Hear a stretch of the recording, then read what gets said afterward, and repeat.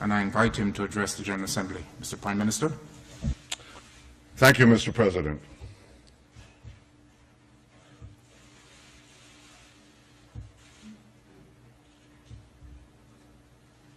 I feel deeply honored and privileged to stand here before you today representing the citizens of the State of Israel. We are an ancient people. We date back nearly 4,000 years to Abraham, Isaac, and Jacob. We have journeyed through time. We've overcome the greatest of adversities.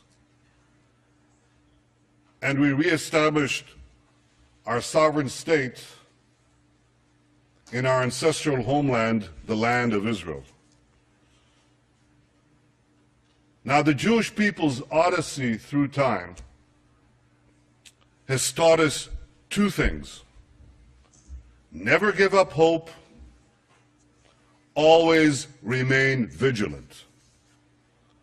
Hope charts the future. Vigilance protects it. Today, our hope for the future is challenged by a nuclear-armed Iran that seeks our destruction. But I want you to know that wasn't always the case.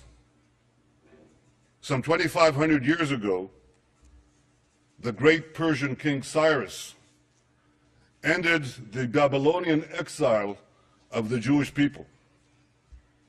He issued a famous edict in which he proclaimed the right of the Jews to return to the land of Israel and rebuild the Jewish temple in Jerusalem. That's a Persian decree.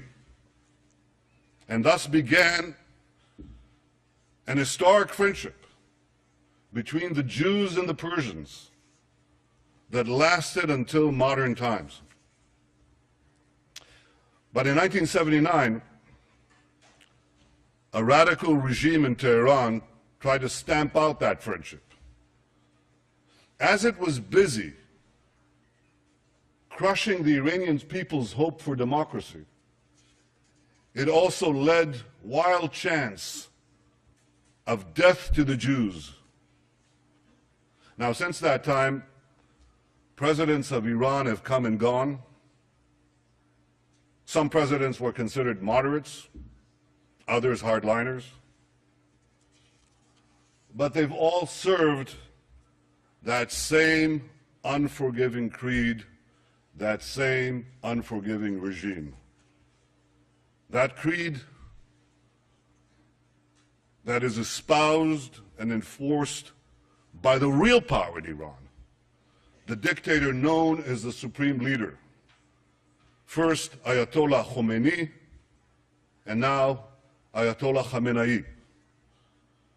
President Rouhani, like the presidents who came before him, is a loyal servant of the regime.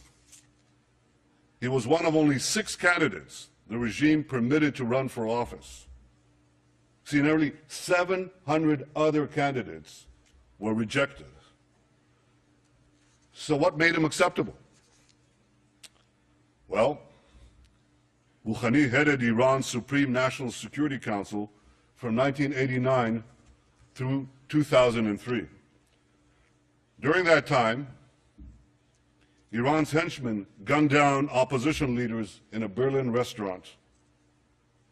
They murdered 85 people at the Jewish Community Center in Buenos Aires. They killed 19 American soldiers by blowing up the Khobar Towers in Saudi Arabia. Are we to believe that Rouhani, the national security advisor of Iran at the time, knew nothing about these attacks? Of course he did.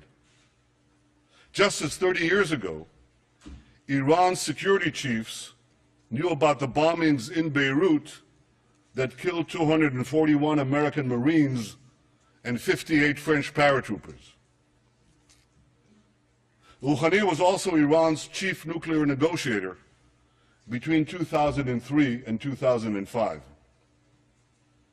He masterminded the strategy which enabled Iran to advance its nuclear weapons program behind a smokescreen of diplomatic engagement and very soothing rhetoric. Now I know, Rouhani doesn't sound like Ahmadinejad, but when it comes to Iran's nuclear weapons program, the only difference between them is this. Ahmadinejad was a wolf in wolf's clothing. Rouhani is a wolf in sheep's clothing. A wolf who thinks he can pull the wool over the eyes of the international community. Well, like everyone else, I wish we could believe Rouhani's words, but we must focus on Iran's actions.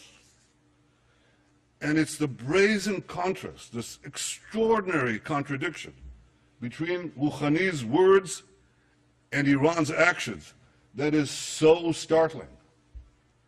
Rouhani stood at this very podium last week and praised Iranian democracy. Iranian democracy, he said. But the regime that he represents executes political dissidents by the hundreds and jails them by the thousands. Rouhani spoke of, quote, the human tragedy in Syria. Yet Iran directly participates in Assad's murder and massacre of tens of thousands of innocent men, women, and children in Syria. And that regime is propping up a Syrian regime that just used chemical weapons against its own people. Rouhani condemned the, quote, violent scourge of terrorism. Yet in the last 3 years alone, Iran has ordered, planned, or perpetrated terrorist attacks in 25 cities in 5 continents. Rouhani denounces, quote, attempts to change the regional balance through proxies. Yet Iran is actively destabilizing Lebanon, Yemen, Bahrain, and many other Middle Eastern countries. Rouhani promises, quote, constructive engagement with other countries. Yet 2 years ago, Iranian agents tried to assassinate Saudi Arabia's ambassador in Washington, D.C.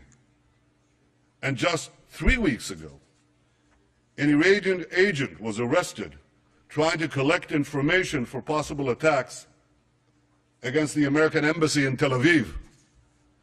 Some constructive engagement. I wish I could be moved by Rouhani's invitation to join his wave, a world against violence and extremism.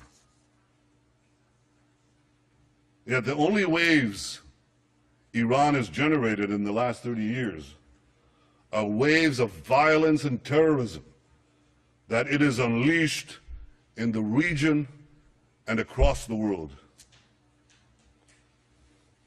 Ladies and gentlemen, I wish I could believe Rouhani, but I don't. Because facts are stubborn things. And the facts are that Iran's savage record flatly contradicts Rouhani's soothing rhetoric. Last Friday, Rouhani assured us that in pursuit of its nuclear program, Iran, this is a quote, Iran has never chosen deceit and secrecy. Never chosen deceit and secrecy. Well, in 2002, Iran was caught, red-handed, secretly building an underground centrifuge facility in Natanz. And then, in 2009, Iran was again caught red-handed, secretly building a huge underground nuclear facility for uranium enrichment in a mountain near Qom. Rouhani tells us not to worry. He assures us that all of this is not intended for nuclear weapons. Any of you believe that? If you believe that, here's a few questions you might want to ask.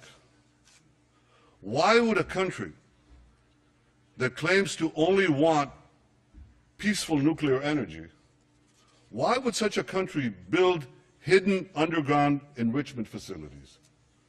Why would a country with vast natural energy reserves invest billions in developing nuclear energy?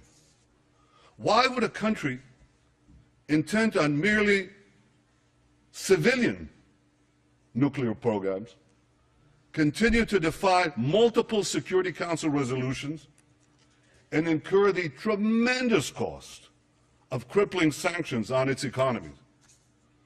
And why would a country with a peaceful nuclear program develop intercontinental ballistic missiles whose sole purpose is to deliver nuclear warheads? You don't build ICBMs to carry TNT thousands of miles away.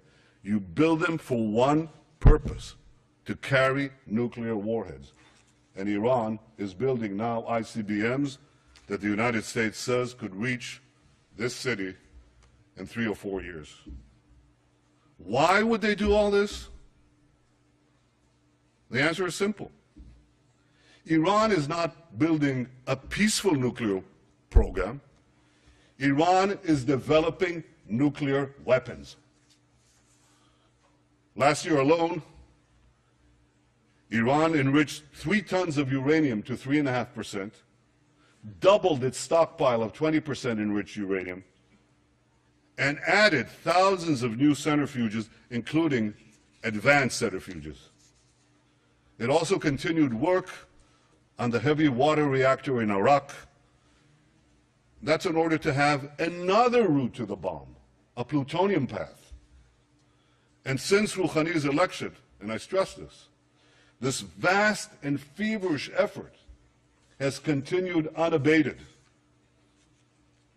Ladies and gentlemen, underground nuclear facilities